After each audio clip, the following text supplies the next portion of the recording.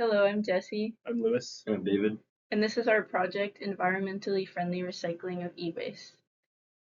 As a quick overview, I'll give you a definition of what e-waste is. It's essentially any household item, anything that has an electronic. So this can be computers, cell phones, tablets, microwaves, fridges, anything of the sort, anything that has any electronics.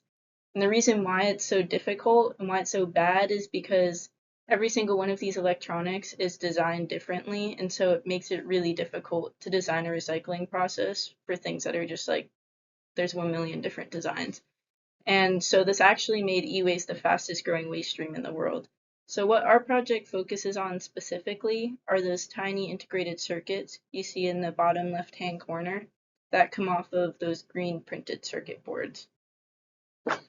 So, as part of our project, we designed a three-step process to recycle the integrated circuits that come off of PCBs.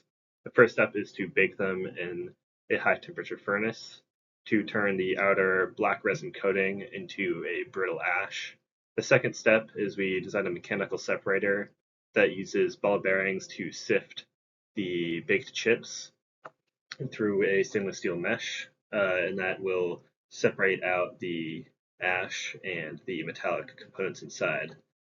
The problem with that is that the pins that connect the components to the board still fall through the mesh. So we designed an eddy current separator that is capable of separating conductive and non-conductive particles using a high RPM spinning magnet. And for our results, we started by testing the baking of the integrated circuits at different temperatures to see what would be the most efficient way and the best way to get it to a point where it could be broken down easily.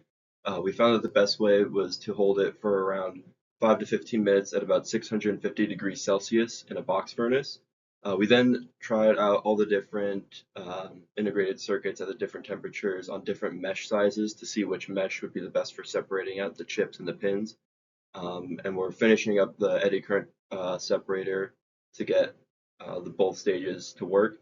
For future work, we plan on combining both the mechanical separator and eddy current separator into one step instead of two separate modules, and further improve the design of the eddy current separator for efficiency. Thank you.